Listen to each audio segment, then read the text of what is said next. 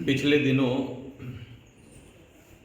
महर्षि दयानंद के जन्मोत्सव के कार्यक्रम पूरे देश भर में या अंतर्राष्ट्र में मनाए जा रहे थे।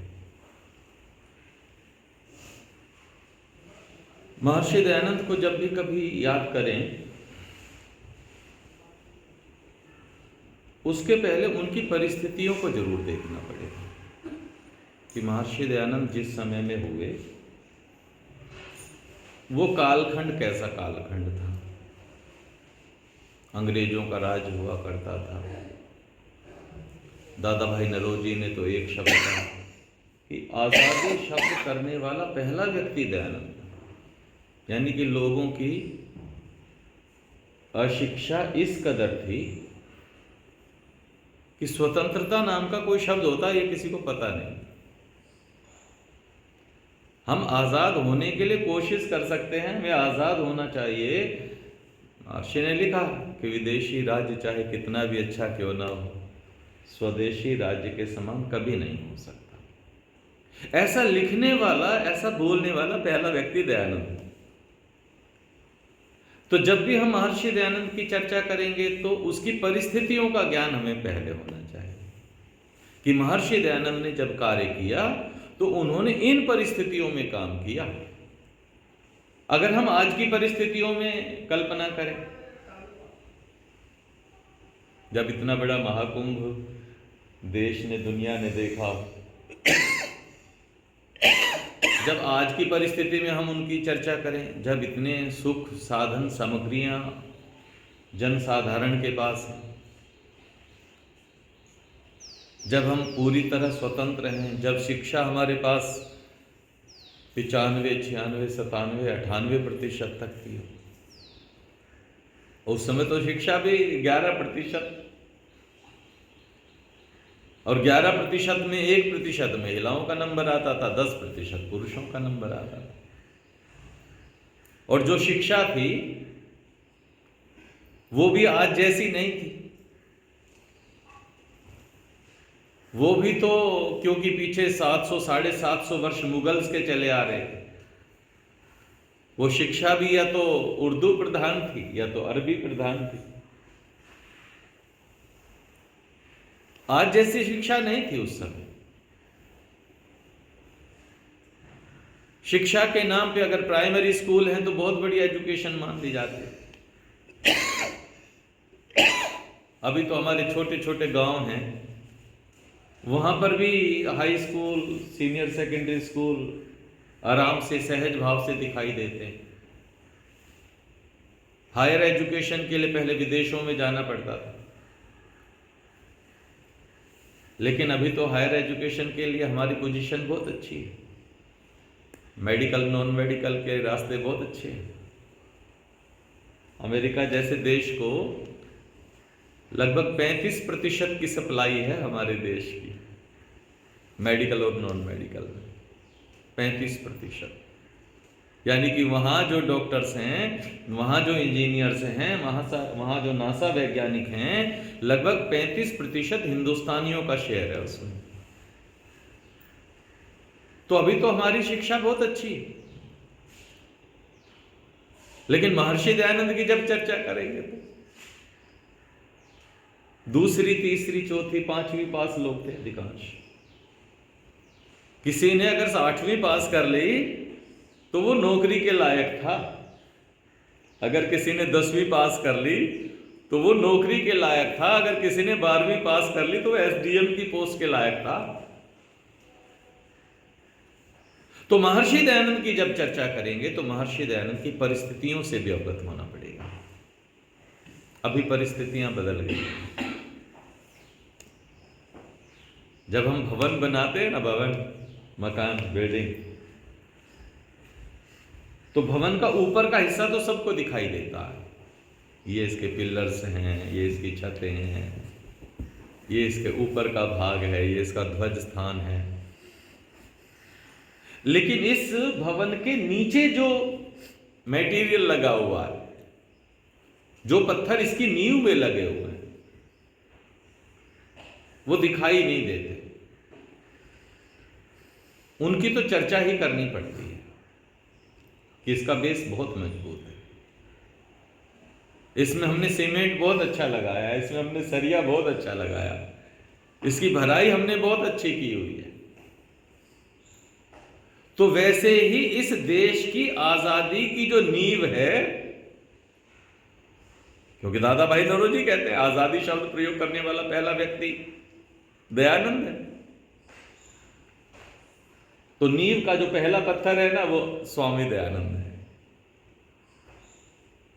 उसी के बाद 1857 की क्रांति पैदा हुई, मेरठ में पहला दंगा आजादी के लिए हुआ। अभी हमारे पास संचार के खूब सारे साधन हैं, मोबाइल जैसी सुविधाएं हैं अभी हमारे पास, टीवी के इतने सारे चैनल्स हैं हमारे पास। यहां जबान से निकली नई बात कि पूरे देश में नहीं पूरी दुनिया में भी फैल सकती है, कुछ ही मिनट लगेंगे। लेकिन 1857 का जब पहला दंगा मेरठ में हुआ तो दक्षिण भारत तक उस समाचार को पहुंचने में 4 महीने लग गए थे। इस गांव का आदमी कोई अगले गांव में गया, उसने बताया कि आजादी के लिए शुरुआत हो चुकी है, झंडे डंडे उठा लिए गए हैं। फिर उस गांव का आदमी कोई अगले तीसरे गांव में गया, वो वहां बता के आया, और दक्षिण भारत तक पहुंचने में लगभग 4 महीने का समय लग गया था। तो परिस्थितियां उस समय की बिल्कुल भिन्न थी और आज की परिस्थितियां बिल्कुल भिन्न हैं। अब मैं आपको आज के विषय पर लेकर के आता हूं। देखो, दोनों में कोई बराबरी तो नहीं होती, लेकिन फिर भी हम समाज के अंग हैं। हमारा मन मानता नहीं, फिर भी कहीं ना कहीं हम किसी ना किसी से बराबरी करते ही है। अब चाहे उससे हमें सुख हो चाहे दुख हो। महर्षि दयानंद लगभग 48 वर्ष तक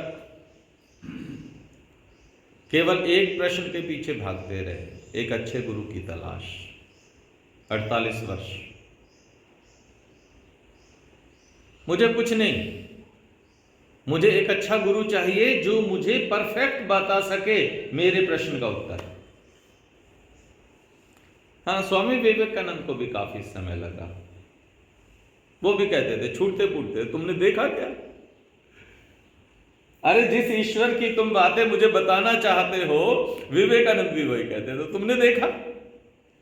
मिले हो कभी उससे? सबका एक ही उत्तर होता, नहीं मिले तो नहीं कभी। अरे जब तुम खुद नहीं जानते हो, जब उधर तुम कभी गए नहीं हो, जब कभी तुम उससे मिले नहीं हो, तो मुझे कैसे बताओगे? ढूंढने से क्या नहीं मिलता। एक आदमी विवेकानंद को भी मिला जिसने कहा, हां मेरी मुलाकात तो होती रहती, मैं मिलता हूं, बातें करता हूं, हालचाल पूछता रहता हूं, सुख दुख पूछता रहता हूं। आगे नहीं पूछा। हां, अगर तुम मिलते हो, अगर तुम्हारी जान पहचान है तो बस उतना ही काफी है, फिर मैं आपको गुरु बनाने को तैयार हूं। ठीक ऐसे ही स्वामी दयानंद के साथ भी परिस्थितियां हुई। गुरु की तलाश में जिसने कहा मंदिर जाओ, किसी ने कहा आश्रम में जाओ, किसी ने कहा अखाड़ों में जाओ, किसी ने कहा साधु के पास जाओ, संतों के पास जाओ, कैलाश पर्वत पे जाओ, बद्रीनाथ जाओ, जिसने जो कहा करते रहे। और जीवन का अधिक से अधिक भाग इसी चीज में ढूंढते ढूंढते बीत गया। हाँ, कैलाश पर्वत की पहाड़ियों में फिर किसी ने कहा कि मेरा एक शिष्य मथुरा रहता है, वहां जाओ। अब कोई साधन तो थे नहीं कि मोटरसाइकिल की किक मारी और पहुंच गए, कि कार में बैठे और एकदम चलो भाई मथुरा तक पहुंचा दो, 2-2.5 घंटे में मथुरा। ऐसे साधन तो थे नहीं, चल पड़े पैदल, नदी के किनारे किनारे चल पड़े। पता नहीं कितने दिन लगे, 2 महीने लगे, 3 महीने लगे, आ रहे थे। आते आते सब तरह की समस्याओं का भी सामना करना पड़ा। लेकिन मथुरा में जब स्वामी जी पहुंचे, दरवाजा खटखटाया, कुंडी खटखटाई, तो स्वामी दयानंद ने भी बस एक ही प्रश्न पूछा। गुरु विरजानंद जी ने एक ही प्रश्न पूछा, कौन? और स्वामी दयानंद ने बस एक ही उत्तर दिया, यही जानने आया हूं कि मैं कौन हूं। अच्छा, मेरा प्रश्न है, क्योंकि यहां सब लोग इस कहानी से भली प्रकार परिचित हैं, महर्षि दयानंद ने कहा मैं यही जानने आया हूं कि मैं कौन हूं। इसके बाद लगभग 3 वर्ष तक स्वामी दयानंद गुरु के पास शिक्षा ग्रहण करते रहे।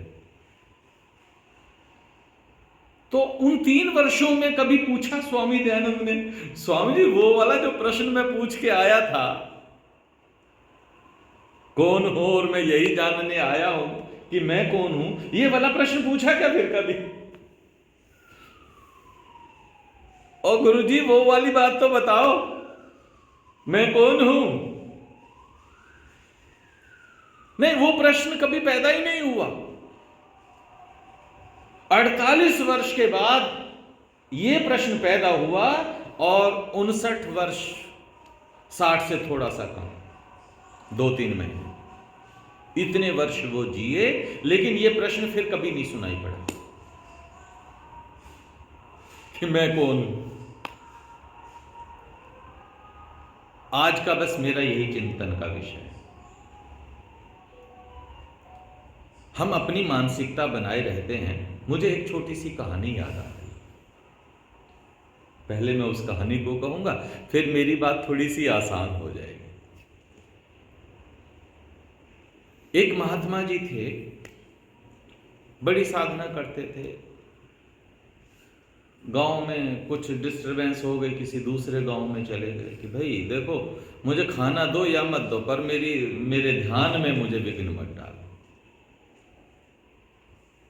तो गांव में गए, गांव वालों को समझ में आ गई कि भाई ध्यान में बैठने वाला महात्मा है, इसको डिस्टर्ब मत करो। ये चाहता है कि मुझे खाना मिले ना मिले, मुझे सुख साधन मिले ना मिले, पंखा एसी मिले ना मिले,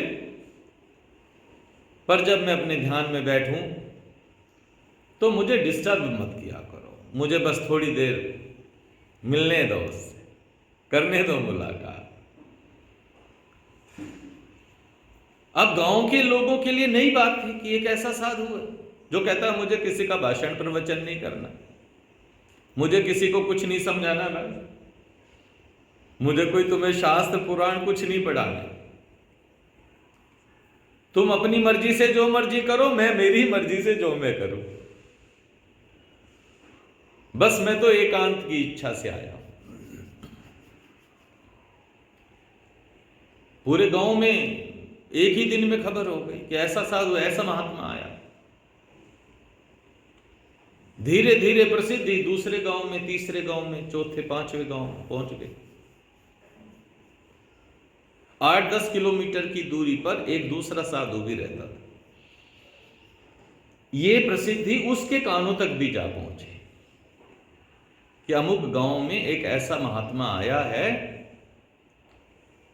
जिसको भूख, प्यास, लोकेशना, वित्तेषणा, पुत्रेषणा, ये सब छोड़ो पीछे, बस लग जाने दो लो उस परमात्मा से, हो जाने दो उसका एकाकार, हो जाने दो उससे मुलाकात, बस इस चाह में बैठा रहता। वो 8-10 किलोमीटर की दूरी पर बैठा हुआ साधु कहने लगा, इतनी प्रसिद्धि तो मेरी भी नहीं हुई कभी, मुझे भी तो 40 साल हो गए मंदिर में सेवा करते हुए, मैं भी तो रोजाना लोगों के घरों में पूजा पाठ के लिए जाता हूं, मैं भी तो सारा कर्म कांड करता हूं, मैं भी तो इतना उपासना, व्रत, त्योहार, तीज खुद भी करता हूं, लोगों से भी कराता हूं, पर मेरी तो ऐसी प्रसिद्धि नहीं। और ये कौन महात्मा है जो 2 महीने 3 महीने 4 महीने अभी हुए नहीं कि 10 किलोमीटर तक उसकी प्रसिद्धि आ गई, मेरे कानों तक उसकी प्रसिद्धि आ गई। कैसा महात्मा? इस साधु ने सोचा कि इस महात्मा से मिलना चाहिए। देखे तो सही कितना ही अप्रोच, कहां तक पहुंचा होगा, कितना ज्ञान है, कितनी निकटता है, देखते तो हैं। तो एक दिन समय पा करके ये साधु 8-10 किलोमीटर की दूर वाला साधु चल करके आया और इस महात्मा के पास पहुंचा। महात्मा के पास पहुंचा तो महात्मा जी आंखें बंद किए बैठे। साधु ने सोचा प्रार्थना में बैठे हैं, कुछ भी बोलना, डिस्टर्ब करना, इनमें व्यवधान डालना ठीक नहीं। बैठो, इंतजार करो, आंखें खुलेंगी घंटे में, आधे घंटे में, 2 घंटे में, जब भी आंखें खुलेंगी तब बात करेंगे। तो प्रतीक्षा कर रहे। आधे पौने घंटे के बाद एक नई घटना घटी। ये महात्मा जी जो आंखें बंद किए बैठे थे, ये बोलने लगे, बड़बड़ाने लगे, आंखें बंद। प्रभु बहुत हुआ, कम से कम एक बार तो दर्शन दो, खोल दो दरवाजे। मैं रोजाना बैठता हूं, दशकों बीत गए, और एक तुम हो कि अपने दरवाजे बंद किए बैठे रहते हो। खोल दो अपने दरवाजे। अब मेरी आंखों में इतनी ताकत नहीं रही कि मैं और तुम्हारा इंतजार कर सकूं। मेरे कानों में अब इतनी शक्ति नहीं रही, मेरी वाणी अब इतनी शक्तिशाली नहीं रही, मेरे हाथ पांव में इतनी ताकत अब नहीं रही कि मैं और इंतजार करूं तुम्हारा। बस अब तो चाहता हूं तुम अपने कपाट खोल दो और सीधे सीधे मुलाकात हो जाने दो। साधु आया हुआ था सुनने का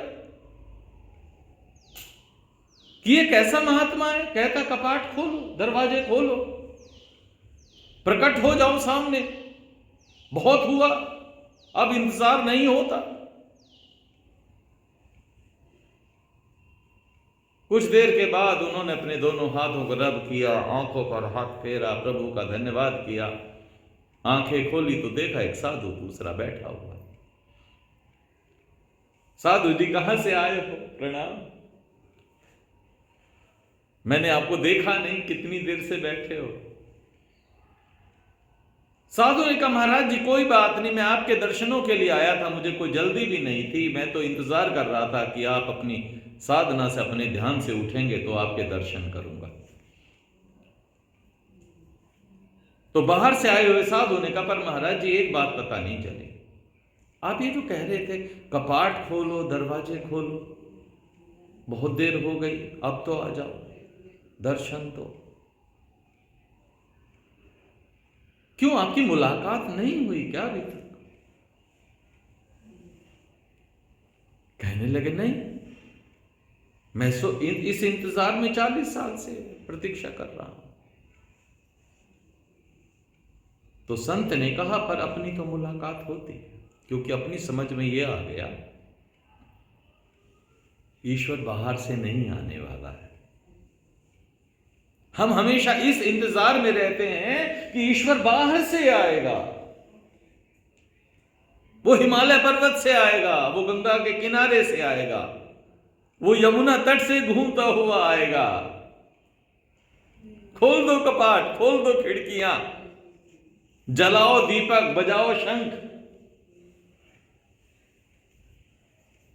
करो तैयारी, अपने आंगन को लीप लो, आने वाला है। तो साधु ने कहा वो कहीं से भी आने वाला नहीं है, जिसे तुम जानते हो कि वो आने वाला है, चाहे 40 नहीं, चाहे 40 जन्म बीत जाए, वो कभी नहीं आएगा, क्योंकि वो तो अंदर ही बैठा हुआ है। आपकी आंखें हमेशा उसको बाहर की ओर तलाशती हैं। काश इतनी ही ताकत आपने अपने अंदर की ओर लगा ली होती। उपनिषद में एक छोटा सा उदाहरण आता। मनु महाराज ने धर्म के लक्षण लिखे, धृति, क्षमा, दमो, स्तेयम, 10 लक्षण लिखे। तो उनमें सबसे पहला लक्षण है धृति, धैर्य, पेशेंस। अभी लोगों के पास बहुत कम, उतावलापन खूब है, धैर्य बहुत कम है। महाराज इतनी देर इंतजार नहीं होता, आप जल्दी करो, मेरा नंबर जल्दी लगवा दो, मेरे दर्शन पहले करवा दो, ये पकड़ो 100-200 रुपए। तो लोगों से धैर्य नहीं होता। धैर्य क्यों नहीं होता, इसका भी रहस्य मैं आप लोगों से आज कहूंगा। क्योंकि हमने शरीर को और जीवात्मा को एक ही मान रखा। हमने ये मान रखा है कि शरीर की अवधि ही, अवधि माने लिमिट, शरीर की अवधि ही जीवात्मा की अवधि। ये जो आयु है ना, आयु, हमने ऐसा सोचा हुआ है कि शरीर की जितनी आयु है जो मिली है, उतनी ही आयु, उतनी ही अवधि जीवात्मा की है। तो भाई जो करना हो कर लो, इसी में यही है, फिर कुछ ना हाथ आएगा। और जिस दिन हमें यह पता चल जाएगा कि शरीर की अवधि तो लिमिटेड है, 50 वर्ष की है, 60 वर्ष की है, 70 वर्ष की है, 80 वर्ष है, 90 वर्ष है, लेकिन जीवन की अवधि, जीवात्मा की अवधि तो असीमित है, अनलिमिटेड है, यह समाप्त नहीं होता। अग्नि में इतनी ताकत नहीं है कि वो इसे जला सके, जलों में इतनी ताकत नहीं है कि वो जीवात्मा को गला सके, वायु में इतनी ताकत नहीं है कि वो इस जीवात्मा को सुखा सके। और प्रकृति से बाहर कहां जाओगे? आकाश, वायु, अग्नि, जल और पृथ्वी, 5 तत्वों से बाहर निकल के कहां जाओगे? और किसी का तो सामर्थ्य नहीं को जीवात्मा को नष्ट कर दे। जीवात्मा को नष्ट नहीं किया जा सकता। अगर अपने जन्म, पीछे जन्मों की ओर जाओगे तो पाओगे ये अनादि काल से है, और आगे की ओर जाओगे भी तो पाओगे ये अनादि काल तक रहने वाली है।